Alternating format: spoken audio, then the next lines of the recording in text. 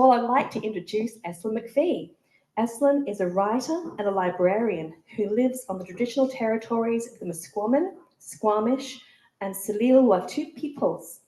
Estlin is the author of the poetry chapbook Shapeshifters, which was, that fabulous press, Rahila's Ghost Press. They're not around anymore. Hey, no, you were lucky to get in there, hey? Nice.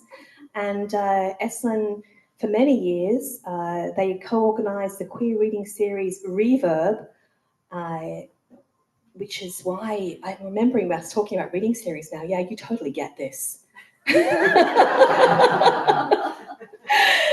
In Your Nature is Estlin's debut poetry collection. Please welcome Estlin McPhee.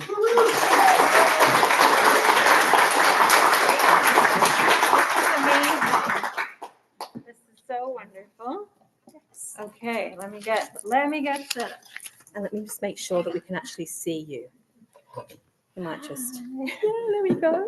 Hi. Oh, I see. I actually actual people on there. That's really nice.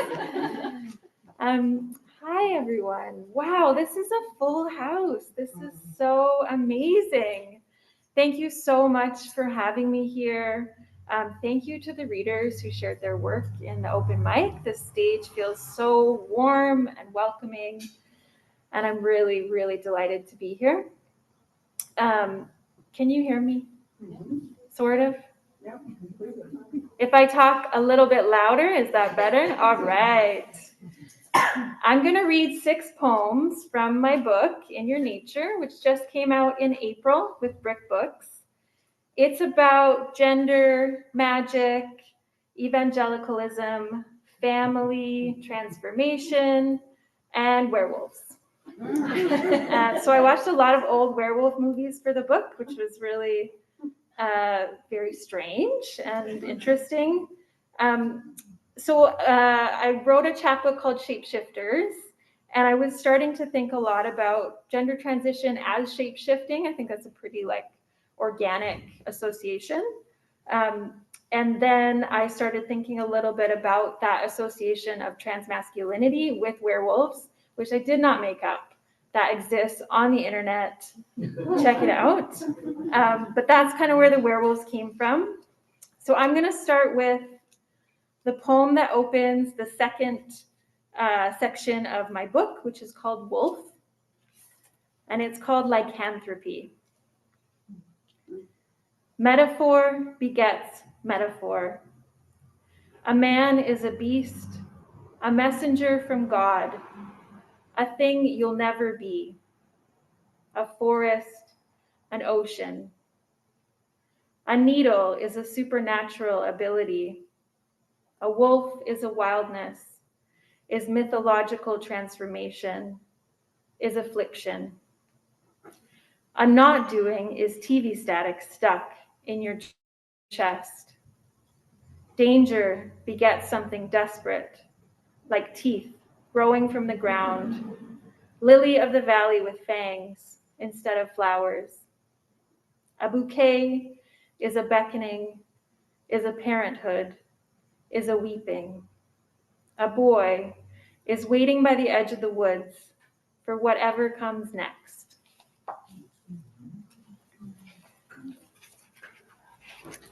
Thank you. You don't have to clap after each, but that's very nice. Thank you. So this next poem is about that trans, queer, butch icon that so many of us love, Joan of Arc. Righteous butch. I did not put on men's clothing by the counsel of any man on earth. I did not put on this clothing, nor do anything else, except at the bidding of God and the angels. Joan of Arc, on trial for heresy in 1431. Every other month, I pored over an illustrated children's book about Joan of Arc from the library, transfixed by her lit-up form. She looked like a boy. She was on fire. She talked to trees, could hear the Lord's crystalline articulation. Ancestor of craft, cross-dressing her way to the stake, first burnt, then beatified. I loved her short hair, her conviction. Righteous butch and teenage martyr, without the ability to choose the words used for her body. Witch, they called her, then saint. I knew the meaning of both, though not how they could be paired until she taught me. Duality tempered in flame, the world smithed into a different light. The kindling of her paper white dress. Now there is no separation, only crackling magic and new gender. As for me, I did nothing except at the bidding of God and the angels.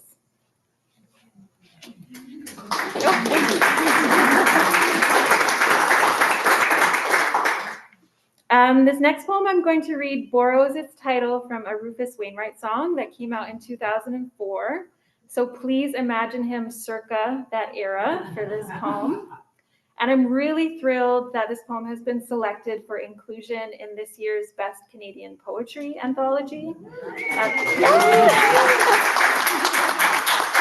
The contributors were just announced today, and I'm really honored to be included.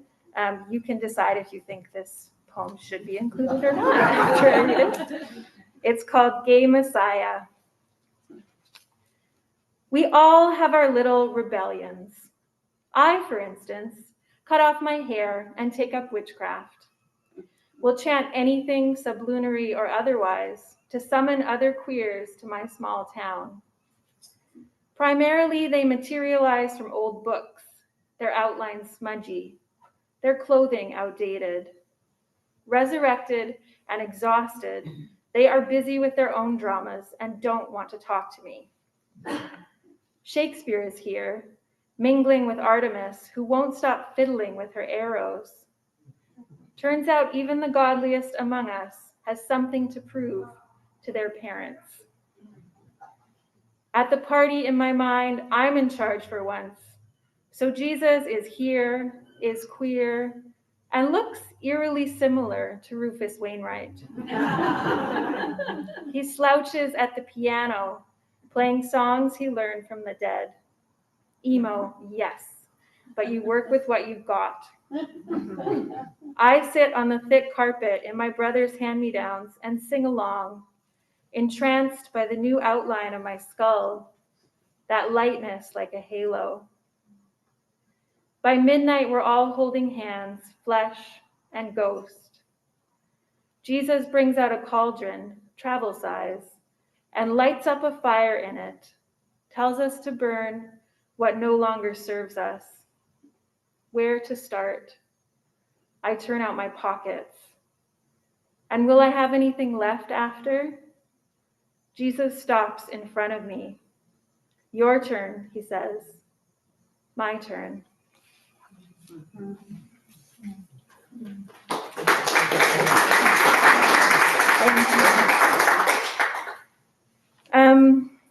This next poem I'm going to read, I keep thinking, oh, maybe I'll read this as part of my set, and then it gets crossed off. But it's arrived today, and hopefully for a reason. We'll see. It's called The Looking Glass. I've always seen you this way, the way you are, fractal, crystal sharp and refractive. Even in college, when you tumble in my window and I marvel at my good luck to find another witty fairy, someone like me who shimmers with discomfort but obscures it better. I know you're a girl because you'll never believe you're easy to love. We take pictures in mirrors, disappear into fiction and opposite coastlines, inverts of each other. We are both former small-town Jesus freaks freaking out in the big city. Long before it's common practice, we video call each other every few months. I feel protective and weird when everyone wants to Zoom all the time. That's our thing. And I hate seeing myself on the screen.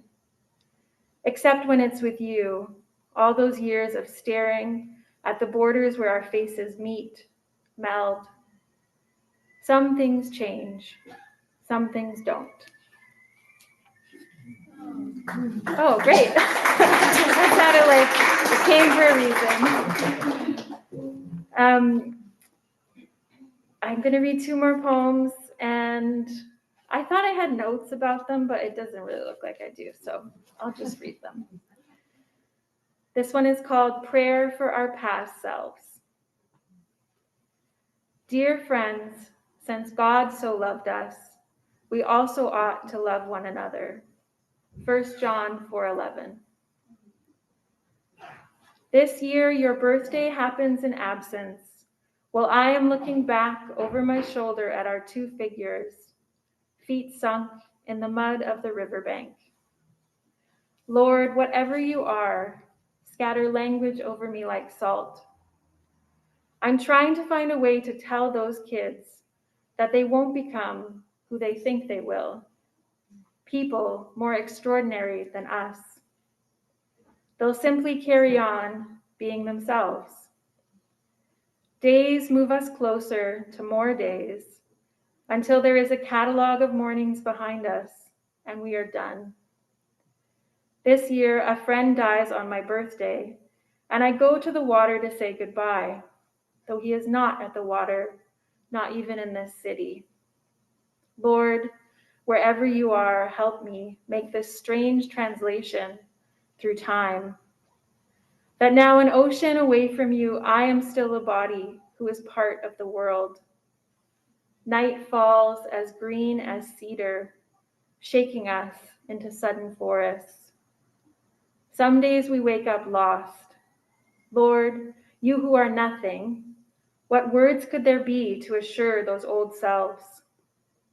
They only want to be certain that we will always be in the same place to celebrate crocus and equinox, blackberry, birthday.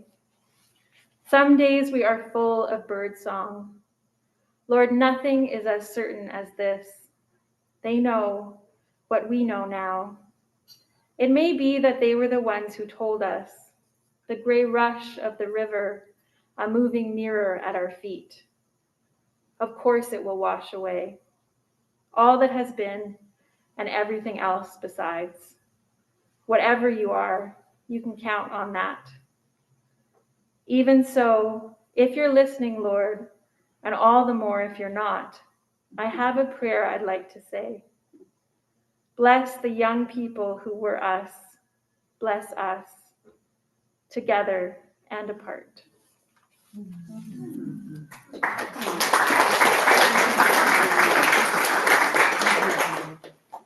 Before I read my last poem, I just want to say thank you again to everyone. Thank you for being here.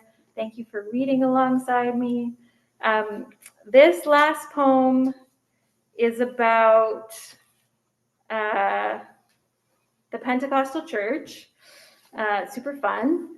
And it references the story of Lot's wife in the book of Genesis, who's turned into salt when she turns back to look at her home of Sodom and Gomorrah. And it's also where the title of the book comes from. So see if you can spot it. There are no prizes. It's called Turning Back. To test your power, you return to the megachurch of your childhood. Tiny knife tucked into the body of the cross, swinging from your gold necklace, little flash of protective glamour. You cross the threshold into the familiar house of worship, cavernous, brimming with LEDs, and become a pillar of salt, as you always knew you would. How many times did they warn you not to look back? Now your body made of salt runneth over, decorating the new carpets with fine grit. No one notices you've changed. The woman in front of you turns around to hold your briny hands, declares you beautiful in the eyes of God. She was born again 49 years ago. On stage, there's an earnest attempt at a soft rock concert in the name of Jesus.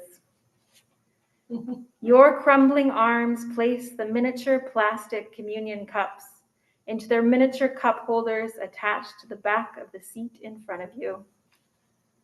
The pastor is lackluster, offers up, "Forgive my sins, I repent, I turn from them," while the cheap grape juice crystallizes on your tongue. He fails to share any delicious details, spares you talk of condemnation, which you strangely miss. You can't help it. It's in your nature to look for a bit of Sodom and Gomorrah. It's easier to be made of salt than you thought it would be when you were younger. Most of you remains in your body. After it's over, you return to your whole life. Thank you so much.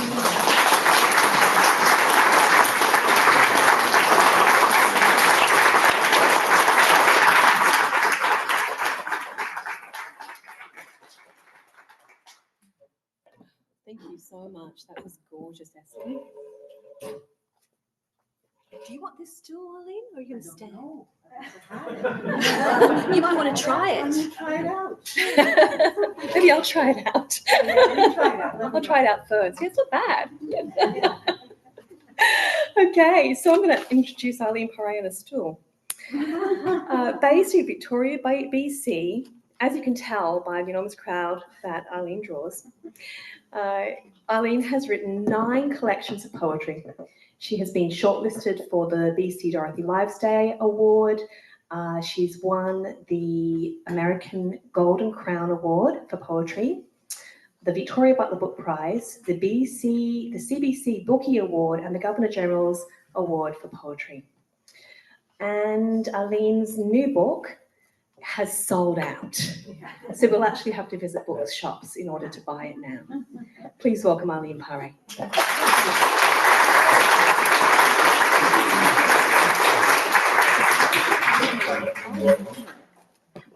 Yes, this is a lovely seed, and hello to people out there in Zoom land, and hello to everybody. Thank you so much for coming. It's really great to see everybody, all your faces. I think I know just about everybody here.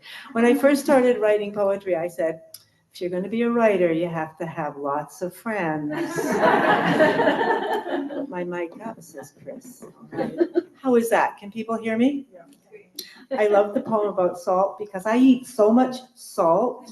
Yes, and I'm a bit of a saltaholic. Yeah. So I feel like I'm always a pillar of salt.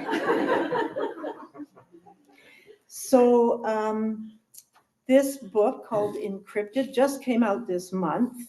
I'm very pleased with the cover. Isn't that gorgeous? It's a painting by Paul Vermeersch. He's an Ontario poet and works for Woolsack and Wynne, but he is a fabulous painter.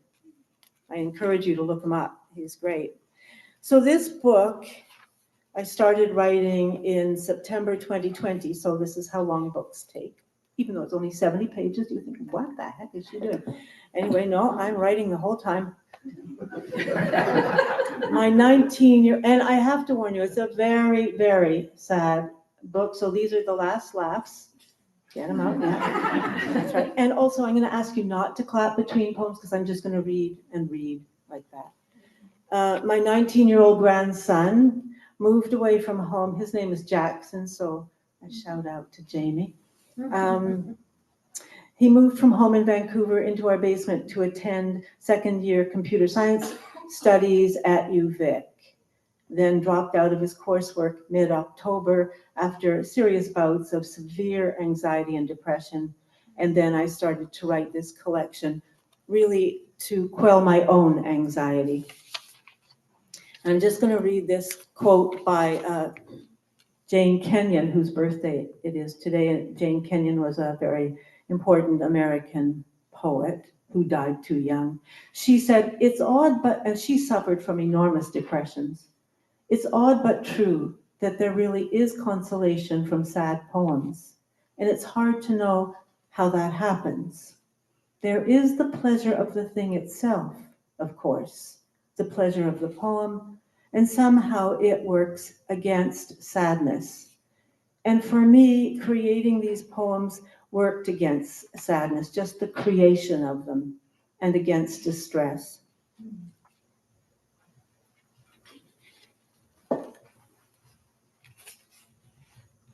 You have made, so all of these poems are addressed to my grandson. You have made of yourself a door, a plain, standard, hollow core, white painted wood, handled and hinged door. When the wind died down, all the leaves, which 3 days before spun yellow against the ecstatic blue sky, lay in disorder over the ground. Science claims no energy can be created, neither can vigor be fully destroyed. At rest, the hinge on the door makes no noise. It functions, as does the handle, as does the latch, to keep the door closed. Your silence a verb. As a child, you preferred rooms to trees, to the sky. As a child, you could solve all the puzzles that you placed on the floor, knowing then how all the puzzles would fit. We make of ourselves how we move through the world. I have made of myself a long river of words, a plain flatlands meander of words, looping back, looping ahead. The Old Testament posits the word, words being the main way we open and close. Take me away, take me back. Night comes and the day stops in its heedless rotation. If you have made of yourself a door, in time, can you make it to open, even halfway?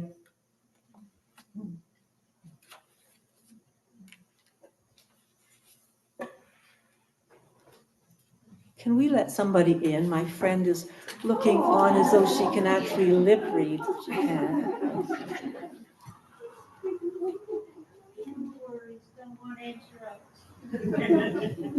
Thank you. First person shooter, of course, guns. Can I get an amen?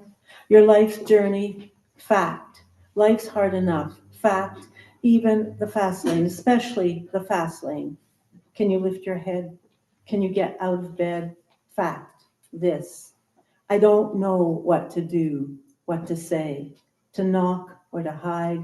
This, that brain of yours, beautiful. Your mind, your hair today, your soul, 252 months, your gleaming knives aiming, video gaming, slicing aloft.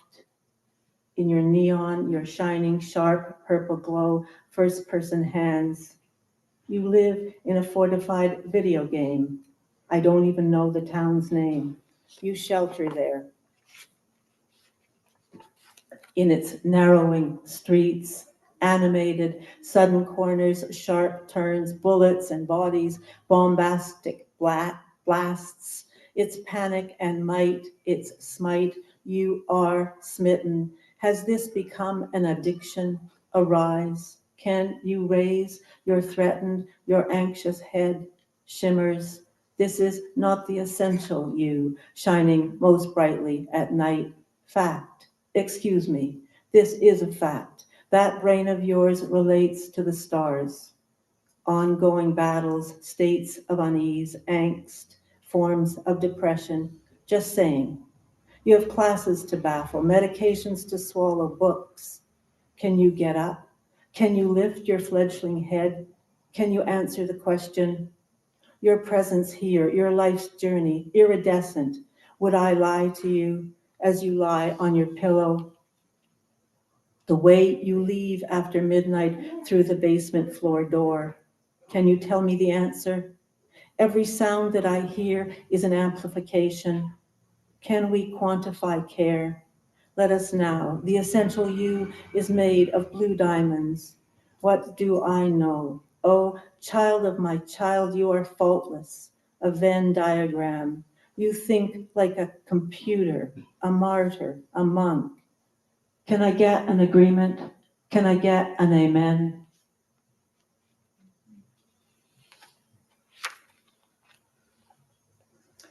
You seek only the night under those silvered sodium lamps, the unsolvable dark inside and out. I wish I could say the moon has a part, but most nights no moon arrives. No one to mirror, no longer a minor. The wind tonight is November, this nocturne, wetly torrential, the rain an unholy force that cuts horizontal, slanting black rails, branches torn from their trees, trees almost torn from their roots. Beyond the flat windowed panes, their silhouette crowns, under the streetlights, flail in flounced disarray. If you leave the house after 3:30 a.m., step into the night, seeking only the night. If you open the basement floor door, the wind will whisk you away, claim you. This is a warning, a wild gale force weather alert. Summer has vanished. The climate is changing. They should teach this in schools. The why might be known in part, but no one knows the whole way. The way you retreat seeking shadows, the way you love rain, the way you love wind. Night portends day, portends night, portends neural reshuffle. Really? Is there no answer? O son of my son, the downed leaves are half drowned. They have stained brown the new driveway cement.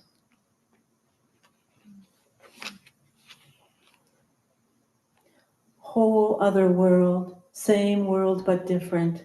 Speed of acid green battle, edges all wavery, illusory, in ultra flash fashion, gold, rose gold, shining in uber uplifting groupings of day glowish sheen, valorant, first person shooter, technology forever one step ahead, and we are the ones left lurching behind. Even the guns can adapt. Artful, good-looking, speedy, crimson to violet to ultramarine, adorned, coated with ruins. Who can decipher the weapons, their enchanted emblems, the symbols, the signs? Who can keep track these relics in oscillation? They fall, small figures, bloodless, dying, flying up, lifeless from cracked courtyards, bullet-pocked streets, in the clear light of day, into the monastic enclosures. Over and over again, they disappear as if disenchanted, as if they never had been in the game. The monks themselves don't leave their cells, if they're in there at all. If they are in there, are they talking to God? They never peek round the great wooden doors to see what the hell's going on. The gunshots, animations, detonations, the sky filled with fantastic starburst explosions in red in this whole other world. Same world, but different. So bioluminescent, your face lit up, open as the full holy moon, transparent lunation without any guile.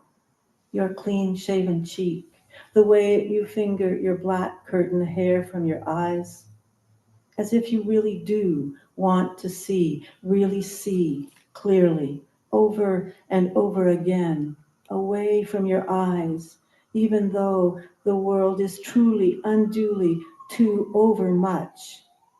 Can someone tell me why this leaves me grief-stricken, a rosary of tears throated on the threshold of drowning?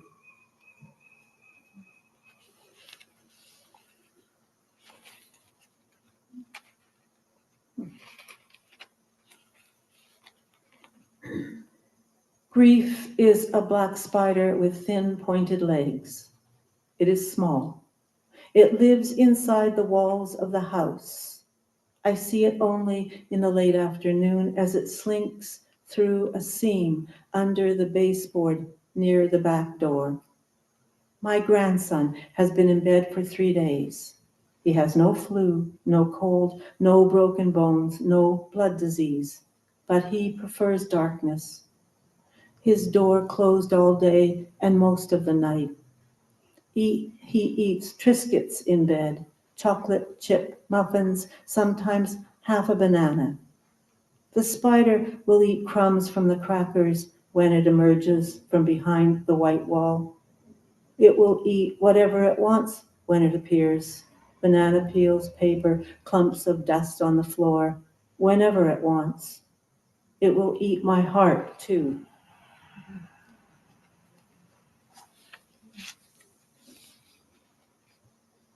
I heard you go out. It was 4:20 a.m. The rain was coming down hard. I could hear the rain in the street like an organic water machine. Did you take your umbrella? I hoped from my bed at that moment you had taken your navy umbrella. It was dark early morning. Some people would call it the night. Why did you go out in the night again, now in the rain, in your white hoodie? Without question, you'd be wearing your favorite white hoodie with the meerkat sketched on the front. You own a raincoat, but you wouldn't be wearing your raincoat. The raincoat isn't the white hoodie, and you'd be wearing your old runners the color of beige blushing.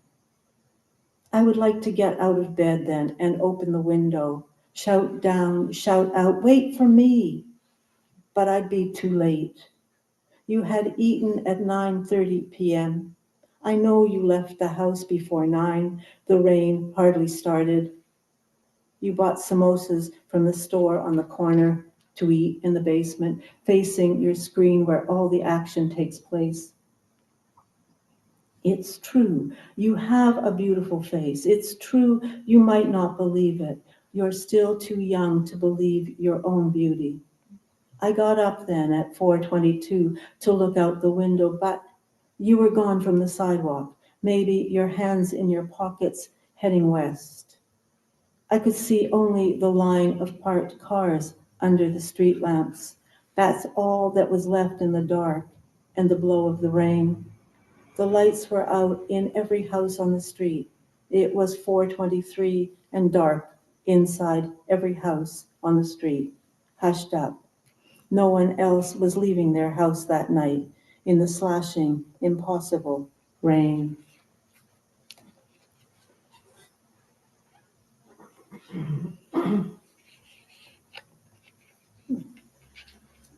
And this is the last poem. In an age of constant collapse, fires, floods, universal upheaval, everyday sifting for meaning through scraps of old tropes, the classics of early time, something about saving our children, warnings, bargains with underworld gods, springtime and everything new, pink blossoms, new leaves tender with hope, everything changed and yet not. Change being forever and always with us. Is it not possible to fathom how hard we want to hold on to whatever has made our lives real, worth living, worth meaning, routines and connections? What then can lend meaning? Is it not possible to sit, perhaps dream, at a shining machine, digital, and stay there all night? No injury, no conflict, nothing demanded except on the screen. Is it not possible that this could also be thought a passable life?